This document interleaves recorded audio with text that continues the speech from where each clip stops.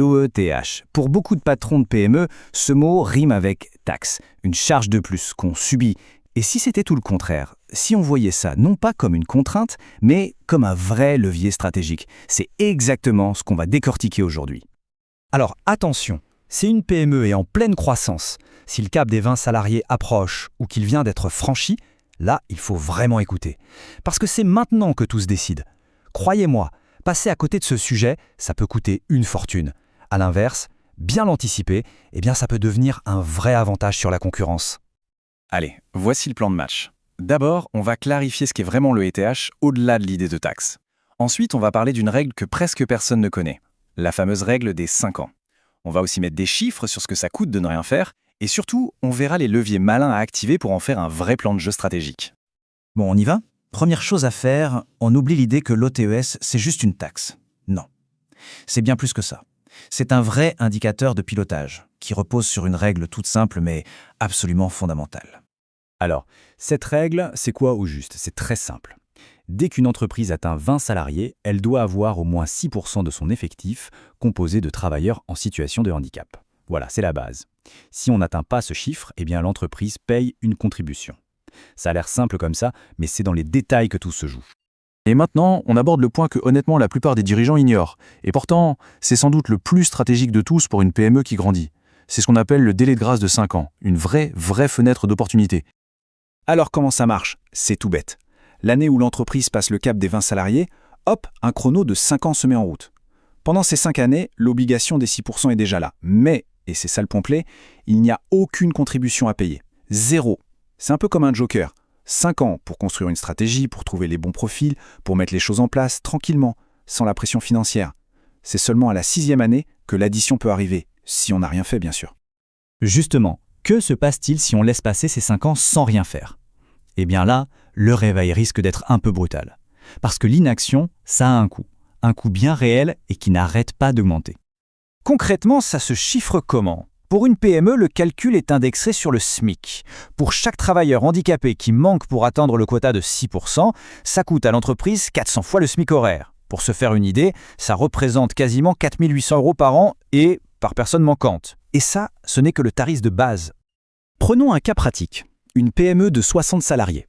L'objectif légal, c'est 6%, donc 3 travailleurs handicapés. Imaginons qu'elle n'en ait qu'un. Il en manque donc 2. À la fin de l'année, la facture sera de plus de 9 000 €. Plus de 9 000 € qui partent en fumée au lieu d'être investis dans la croissance de l'entreprise. Et là, attention, alerte info, depuis 2025, les règles ont changé. Avant, il y avait un petit filet de sécurité, un truc qu'on appelait l'écrêtement, qui lissait l'augmentation de la contribution. C'était une sorte d'amortisseur. C'est fini. Ce filet de sécurité a été retiré. Maintenant, si on doit payer, on paye le montant total d'un coup. L'impact sur la trésorerie peut être beaucoup plus violent. Ce chiffre-là, c'est le chiffre de la panique, celui qu'il faut à tout prix éviter. C'est le coût de l'immobilisme complet, le vrai signal d'alarme.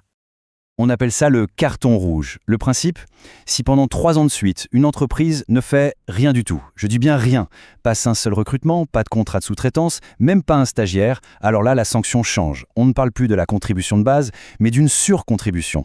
Et le coût par personne manquante s'envole pour atteindre quasiment 18 000 €. C'est la pénalité maximale pour l'inertie totale. Bon, assez parlé des risques, la bonne nouvelle, c'est qu'il y a plein de solutions pour éviter d'en arriver là. On va donc passer du problème aux solutions, au levier d'action. Parce que le but, ce n'est pas de payer, c'est d'agir. Et d'agir intelligemment. Pour répondre à cette obligation, il y a principalement 2 grandes routes, 2 voies royales. La première, c'est la plus directe, l'emploi, c'est-à-dire recruter des collaborateurs qui ont une RQTH, une reconnaissance de la qualité de travailleur handicapé.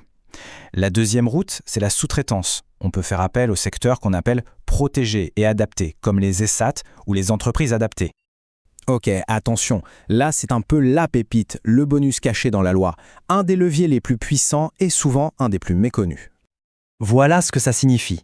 Un salarié de plus de 50 ans qui est reconnu travailleur handicapé, il ne compte pas pour une personne, mais pour 1,5 personne dans le calcul du quota. C'est un vrai coup de pouce pour valoriser l'expérience des seniors. En pratique, ça veut dire qu'aider un collaborateur de plus de 50 ans, déjà dans l'entreprise, à faire reconnaître ses droits, ça a un impact 50% plus fort pour atteindre l'objectif. C'est énorme. L'autre levier super malin, c'est la sous-traitance. Quand on confie une mission à une entreprise du secteur adapté, on peut déduire 30% du coût de la main-d'œuvre de sa contribution. En gros, c'est une opération gagnant-gagnant. On réduit la note, on fait un achat utile et souvent de très grande qualité, et en plus on soutient un écosystème d'emploi inclusif. Difficile de faire mieux. Allez, on arrive au concret, la partie la plus importante. Maintenant qu'on a toutes les cartes en main, comment on passe à l'action, comment on transforme ce qui ressemble à une contrainte en un vrai atout. Voici un plan de match en 3 temps. Première étape, le diagnostic. On regarde ces DSN, ces déclarations sociales, pour faire un état des lieux. Où est-ce qu'on en est aujourd'hui? Et souvent, surprise, on se rend compte qu'il y a déjà des salariés dans l'équipe qui pourraient avoir une RQTH mais qui ne l'ont jamais déclarée. Deuxième étape, on active les leviers. On va mixer intelligemment l'emploi direct, en pensant au super bonus de 1,5 pour les seniors, et la sous-traitance stratégique. Et enfin, troisième étape, on valorise tout ça. On n'en a pas honte, au contraire. On l'intègre à sa stratégie RSE, on en parle, ça devient un vrai plus pour la marque employeur. Finalement, on le voit bien, l'OETS aujourd'hui, ce n'est plus juste une question de cocher une case pour être en règle. Le vrai sujet, c'est de construire une entreprise qui est à la fois plus inclusive, plus forte et qui attire bien plus de talents. C'est vraiment ce changement de regard qui change toute la donne. La vraie question, au fond, ce n'est plus est-ce qu'il faut faire quelque chose, mais plutôt comment on va le faire. Est-ce qu'on continue de voir ça comme une simple ligne de coût à subir, ou est-ce qu'on décide d'en faire un avantage pour se démarquer? La fenêtre d'opportunité est là. Les leviers existent. Maintenant, la balle est dans le camp des chefs d'entreprise.